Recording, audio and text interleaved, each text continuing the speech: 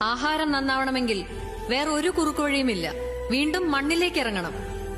ഒരൊറ്റ ബാൽക്കണി, ഒരൊറ്റ ടെറസ്, അല്ലെങ്കിൽ 1/2 സെന്റ് ഭൂമി. ഒരു വീട്ടിലേക്കുള്ള പച്ചക്കറികൾക്ക് അത് ധാരാളം. ആർക്കും സാധിക്കും. ഈ വേദിയിൽ എനിക്ക് പറയാനുള്ളത്, ഒരു വീടോ ഒരു ഫ്ളാറ്റോ ഒരു സ്ഥാപനമോ എന്ത് നിങ്ങൾ പണിയുമ്പോഴും കൃഷിക്കുള്ള സ്ഥലവും അതിലുണ്ടാവട്ടെ. നോക്കാൻ സമയമില്ല എന്ന് ഉടമസ്ഥർ പറഞ്ഞാൽ ആശുപത്രിയിൽ കിടക്കേണ്ടി വരുന്നതിന്റെ 100-1 സമയം വേണ്ടിവരില്ല എന്നവരെ ബോധ്യപ്പെടുത്തുക. ചെലവിനെ പറ്റി പറഞ്ഞാൽ മെഡിക്കൽ ബില്ലിനേക്കാൾ ഒരുപാട് താഴെയാണിതെന്ന് മനസ്സിലാക്കി കൊടുക്കുക. നമ്മുടെ തന്നെ വീടുകളിൽ, നമ്മുടെ തന്നെ ചുറ്റുവട്ടത്ത്, നമ്മുടെ കുട്ടികൾക്കുള്ള ആഹാരം.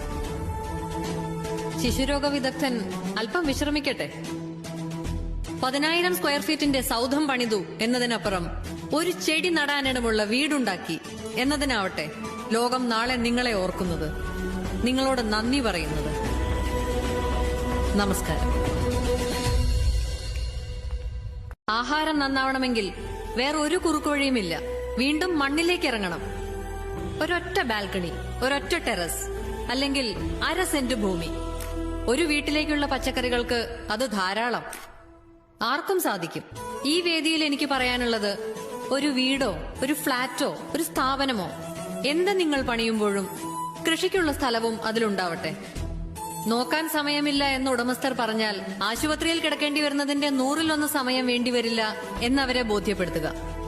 ചെലവിനെ പറ്റി പറഞ്ഞാൽ മെഡിക്കൽ ബില്ലിനേക്കാൾ ഒരുപാട് താഴെയാണിതെന്ന് മനസ്സിലാക്കി കൊടുക്കുക. നമ്മുടെ തന്നെ വീടുകളിൽ, നമ്മുടെ തന്നെ ചുറ്റുവട്ടത്ത്, നമ്മുടെ കുട്ടികൾക്കുള്ള ആഹാരം. ശിശുരോഗ വിദഗ്ധൻ അല്പം വിശ്രമിക്കട്ടെ. 10,000 സ്ക്വയർ ഫീറ്റിന്റെ സൗധം പണിതു എന്നതിനപ്പുറം ഒരു ചെടി നടാനിടമുള്ള വീടുണ്ടാക്കി എന്നതിനാവട്ടെ ലോകം നാളെ നിങ്ങളെ ഓർക്കുന്നത്, നിങ്ങളോട് നന്ദി പറയുന്നത്. നമസ്കാരം.